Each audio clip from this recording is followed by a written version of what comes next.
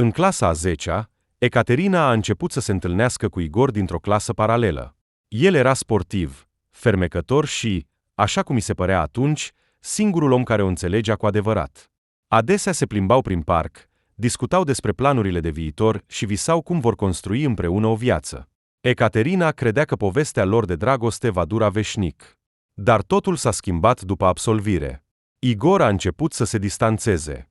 Mesajele lui, care înainte erau pline de viață, au devenit rare, iar în timpul întâlnirilor, el vorbea tot mai des despre visele sale legate de carieră și despre importanța admiterii la un institut prestigios. Ecaterina, trebuie să vorbim, a spus el odată, oprindu-se pe alea din parc. S-a întâmplat ceva? A întrebat ea, simțind cum totul se strânge în interiorul ei. Înțelegi, relația noastră nu mai are sens. Am planuri, vreau să intru la institut, să-mi construiesc cariera. Iar această relație a eitat, evitând privirea ei. Doar ne împiedică. Ecaterina a simțit cum lumea se prăbușește sub picioarele ei. Nu putea să creadă că omul cu care își construise atât de multe speranțe renunță atât de ușor la ele. Ne împiedică? A repetat ea, cu vocea tremurând. Credeam că vom face față împreună. Îmi pare rău, dar am decis că așa va fi mai bine pentru amândoi, a răspuns el, iar cuvintele lui au sunat ca o sentință. Ecaterina a stat mult timp pe loc, privindu-le cum pleacă fără să se întoarcă. Inima ei era frântă, dar, așa cum s-a dovedit, aceasta era doar începutul încercărilor ei. După despărțirea de Igor, Ecaterina s-a simțit pierdută. A încercat să se distragă cu studiul, dar gândurile despre el reveneau constant. După câteva săptămâni, viața ei s-a schimbat și mai mult. A aflat că este însărcinată. Această veste a șocat-o. A stat mult timp cu testul în mână, incapabilă să creadă ceea ce vede. Frica, confuzia și o slabă speranță se succedau una după alta. Ecaterina a decis să le spună părinților, sperând la sprijinul lor, dar totul a decurs complet diferit de așteptările ei. Ne faci de rușine, a strigat mama, strângând Batista în mâini. În casa noastră așa ceva nu va fi. Îți dai seama ce ai făcut?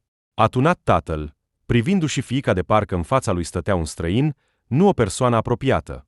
Ecaterina a încercat să explice că este pregătită să-și asume responsabilitatea, că va face față, dar cuvintele lor au tăiat-o ca un cuțit. Crește-ți acum copilul unde vrei, dar nu aici, a aruncat mama ca ultimă replică, iar ușa s-a închis în urma ei. Afară era seară, orașul era cufundat în cenușa iernii. Ecaterina stătea pe pragul casei sale, strângând în brațe o valiză mică. În minte îi răsunau țipetele lor, iar lacrimile îi umpleau ochii. Nu avea unde să meargă, în afară de bunica Rita Semenovna. Aceasta locuia într-un alt oraș, dar Ecaterina știa că bunica nu îi va refuza ajutorul. Rita Semenovna a întâmpinat-o la ușa micuței ei, dar confortabilei case. A observat imediat ochii ei plini de lacrimi și fața obosită, dar nu a pus nicio întrebare suplimentară. Ecaterina, intră, draga mea. Aici întotdeauna îți va fi loc, a spus ea, îmbrățișând-o pe nepoată. Bunica nu a început să întrebe ce s-a întâmplat. I-a dat timp să se adune, să se încălzească. La cină, Ecaterina nu a mai rezistat și i-a povestit totul, despre cearta cu părinții, despre sarcină, despre cât de frică îi era acum. Mama a spus că i-am făcut de rușine, că nu mai sunt fiica lor, a spus ea printre lacrimi. Rita Semenovna a suspinat adânc, mângâind-o pe umăr. Draga mea, oamenii pot spune orice, dar un copil este întotdeauna o bucurie. Și te voi ajuta cum pot. Vei reuși, Ecaterina. În această casă, Ecaterina a simțit pentru prima dată căldura după multe zile. Știa că bunica o va ajuta, că acum are un loc unde poate începe o viață nouă. Slava s-a născut într-o mică maternitate, unde fiecare pas era însoțit de privirea grijulie a bunicii. Rita Semenovna a fost alături de Ecaterina tot timpul, de la primele contracții până în momentul în care în brațele ei a apărut un băiețel mic cu părul pufoș. Ecaterina, abia aruncând o privire asupra fiului său, a simțit cum inima îi se umple de căldură. L-a luat cu grijă în brațe, strângându-le la piept, de parcă îi era frică că cineva ar putea să ia această mică minune. Ești iubirea mea, a șoptit ea, mângâind mânuța mică care se strângea în jurul degetului ei. Anii au trecut. Slava devenea din ce în ce mai curios cu fiecare zi. Punea o mulțime de întrebări despre tot ce îl înconjura, iar într-o zi Această curiozitate a ajuns la cea mai dureroasă temă. Seara, stând cu bunica pe verandă, s-a uitat la ea cu ochi serioși și a întrebat: de ce toți au bunici și bunici în grădiniță, iar eu nu i-am văzut niciodată? Mama a spus că tu ești, de fapt, străbunica mea. Rita Semenovna a înghețat pentru o clipă, lăsând deoparte tricotatul. Știa că această întrebare va apărea mai devreme sau mai târziu, dar nu se poate pregăti complet pentru ea.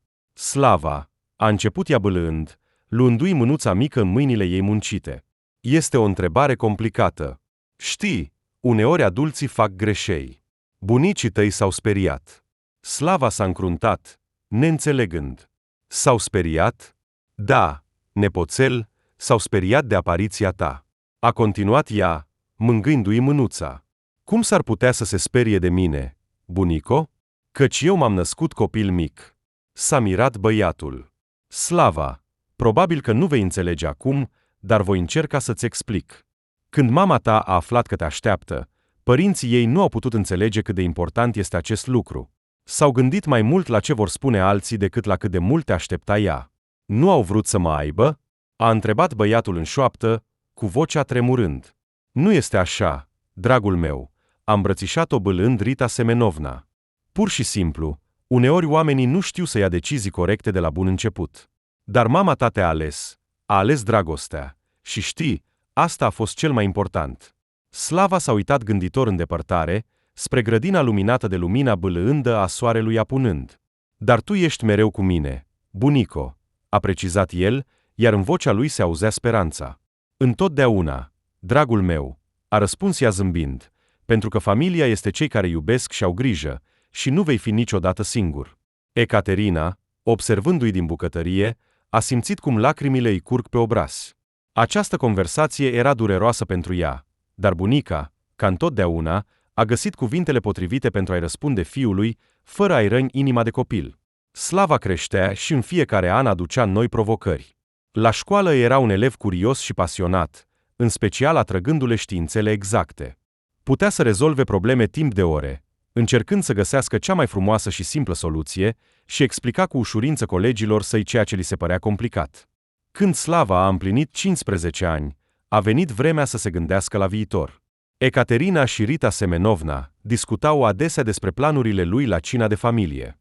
Slava aborda alegerea cu seriozitate. A ales mult timp între un colegiu tehnic și o școală de arte, căci încă din copilărie îi plăcea să deseneze. Într-o seară, stând la masă cu bunica și mama, a spus: vreau să merg acolo unde pot învăța și să desenez și să inventez ceva nou. Ecaterina a zâmbit, văzând cum îi strălucesc ochii. Cu siguranță vei alege ceea ce-ți place, fiule. Eu și bunica te vom susține mereu. Rita Semenovna a adăugat în liniște. Cel mai important este să urmezi ceea ce te face fericit. Și amintește-ți, tot ce faci cu dragoste îți va aduce bucurie. După câteva luni, viața Ecaterinei a suferit o schimbare neașteptată. În orașul ei mic s-a deschis o mică cafenea, condusă de un tânăr antreprenor pe nume Andrei. Era un om plin de entuziasm și idei, care a câștigat rapid atenția localnicilor. Ecaterina l-a cunoscut pentru prima dată când o ajuta pe bunica să cumpere alimente pentru Slava. Andrei era sociabil, cu un zâmbet cald care imediat te făcea să te simți bine. În conversația cu Ecaterina, el a observat imediat bunătatea și modestia ei. Ești o mamă foarte grijulie, i-a spus atunci Ecaterinei. Ecaterina a zâmbit, puțin rușinată. Au început să se întâlnească mai des, fie în magazin, fie pe stradă. Andrei, aflând despre fiul ei, a fost dornic să-l cunoască pe băiat. Slava l-a primit cu precauție, dar Andrei a găsit cu ușurință un limbaj comun cu el, povestind despre primii săi pași în afaceri și împărtășind povești din tinerețea sa. Băiatul a fost deosebit de impresionat că Andrei a apreciat imediat creațiile sale. Odată, când a venit în vizită, a observat câteva picturi pe care Slava le-a făcut pentru el. Tu le-ai făcut singur? S-a mirat el, examinând cu atenție unul dintre peisaje. Da, a răspuns Slava, puțin rușinat, sunt doar pentru mine. Wow! Știi, s-ar potrivi perfect în cafeneaua mea. Pot să le cumpăr de la tine? Slava a fost surprins, dar Andrei a insistat. După câteva zile, picturile băiatului au ocupat un loc de cinste pe pereții cafenelei, atrăgând atenția vizitatorilor. Ecaterina, Văzând cum fiul ei se mândrește cu asta, simțea că Andrei aduce căldură și sprijin în viața lor. Era deja întuneric afară când cineva a bătut la ușă. Ecaterina, ocupată cu curățenia, a aruncat o privire pe fereastră și a observat două siluete cunoscute. Pe prag se aflau părinții ei. A înghețat. Atâția ani au trecut de când ei o duseseră afară din casă, dar de îndată ce au apărut, vechile răni s-au reaprins în inima ei. Slava s-a apropiat de ea, observându-i tensiunea. A cine sunt, mama?" a întrebat el în șoaptă. Aceștia sunt bunicii tăi," a spus Ecaterina cu greu. Ușa a deschis Rita Semenovna. Ea l-a întâmpinat pe fiul ei și pe soția lui cu o privire severă. Intrați, dacă ați venit cu bune intenții," a spus ea scurt, dându-le loc. În casă s-a instaurat o atmosferă tensionată. Părinții Ecaterinei s-au așezat la masă, privindu-se în jur. Privirea lor a trecut rapid peste decor, ca și cum evaluau cât de mult se potrivește cu așteptările lor. Am decis să vă vizităm," a început mama, ajustând gulerul. Totuși, anii trec. Ar fi timpul să restabilim legătura. Ecaterina a dat din cap cu reținere, dar în ochii ei nu era căldură. A ascultat cum părinții vorbesc despre cât de greu le-a fost în tot acest timp, despre cum au fost judecați pentru decizia lor, despre cum s-au îngrijorat pentru soarta ei. Dar cuvintele sunau rece, lipsite de sinceritate. Slava, care până atunci stătea tăcut în umbră, a ieșit brusc în față. Unde ați fost când mama era singură? Când îi era greu? A întrebat el direct. Părinții Ecaterinei au tăcut. Fețele lor au exprimat mai întâi confuzie, apoi jenă. Am vrut doar să fie independentă, a murmurat mama. Slava s-a încruntat. Familia mea este mama și bunica, a spus Slava. Ele au avut mereu grijă de mine, iar voi ați venit doar pentru că v-a fost brusc dor. Ecaterina a simțit cum inima ei se strânge la cuvintele fiului. Voia să spună ceva, dar Rita Semenovna i-a pus o mână pe umăr. Slava, du-te în camera ta, a spus bunica bâlând. Când băiatul a plecat, Rita Semenovna s-a întors spre fiul ei și soția lui. S-a așezat din nou la masă, în fața lui Alexei. Știi, m-am gândit că într-o zi vei avea curajul să vii la fiica ta cu scuze, dar acum văd doar justificări. Mama, noi nu am vrut să o supărăm. A început el, dar ea l-a întrerupt. Nu, Alexei, ai ales doar calea ușoară. Ecaterina era copil, iar tu te-ai întors de la ea pentru că ți-a fost frică de responsabilitate. Dar nu. Ne-am îngrijorat. A încercat să intervină soția lui Alexei, dar cuvintele ei sunau jalnic. Ne-am îngrijorat. Rita Semenovna s-a uitat la ea ca la o școlăriță care nu a învățat lecția. Te-ai fi îngrijorat dacă ai fi ajutat. Dar acum este prea târziu. Ecaterina a crescut un fiu minunat. Are o familie. Și în această familie nu este loc pentru voi, până nu învățați să vă recunoașteți greșelile. Cuvintele ei au sunat ca o sentință.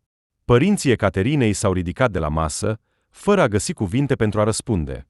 Alexei a privit-o pe mamă cu evidentă iritare, dar ceva în privirea ei l-a făcut să-și coboare capul. Soția lui căuta cu privirea prin cameră, ca și cum ar fi căutat ceva care să le restabilească demnitatea, dar nu a găsit nimic. Nu am vrut să deranjăm, a spus Alexei, dar vocea lui suna surd. Și bine ați făcut, a răspuns Rita Semenovna, arătând cu gestul mâinii spre ușă. Părinții Ecaterinei au plecat în tăcere, iar fiecare dintre ei a simțit că această vizită nu a schimbat nimic, în afară de sentimentul lor de vinovăție, care a devenit și mai puternic. Ecaterina stătea la fereastră, privindu-i cum mașinile roșii de pompieri dispar în depărtare. Simțea o liniște ciudată, amestecată cu o ușoară tristețe. Rita Semenovna s-a apropiat de ea, punându-i bâlând mâna pe umăr. Ei și-au făcut alegerea, a spus ea în liniște. Acum casa ta este locul unde ești iubită și înțeleasă. Și asta este cel mai important.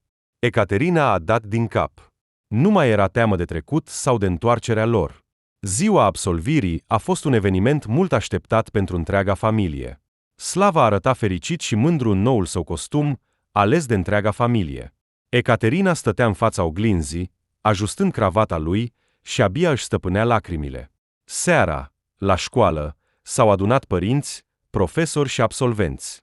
Slava a primit un certificat de apreciere pentru realizările sale academice, iar directorul a menționat în discursul său ca pe un elev care dădea un exemplu celorlalți. Ecaterina și Rita Semenovna, Stând în sală, aplaudau cu mândrie. După partea oficială, în sala de festivități s-a organizat un mic bufet. Ecaterina stătea la fereastră, admirându-le pe Slava cum râde cu colegii săi. În acel moment a simțit o ușoară lovitură pe umăr. Întorcându-se, l-a văzut pe tată. Alexei? A întrebat Rita Semenovna, uimită, apropiindu-se de ei. Am vrut să vorbesc, a spus el încet, evitând privirile lor. Rita Semenovna a dat din cap în tăcere, oferindu-i o șansă. Înțeleg că este prea târziu, dar vreau să spun că regret decizia mea. Nu ar fi trebuit să vă părăsesc, Ecaterina, a spus el, privindu-și fiica. Ecaterina și-a strâns buzele, încercând să nu-și arate emoțiile. Voi ați ales, tată, și acum avem tot ce ne trebuie. O familie, sprijin. Atunci ați decis altfel. Alexei s-a întors spre Rita Semenovna. Mama, ai avut dreptate. Ai avut mereu dreptate. Abia acum am realizat că am ascultat-o pe soția mea și am făcut o greșeală. Rita Semenovna a suspinat, dar privirea ei rămânea fermă. A înțelege greșelile este bine, Alexei, dar trebuia să nu asculți, ci să gândești. Acum această familie se construiește fără tine.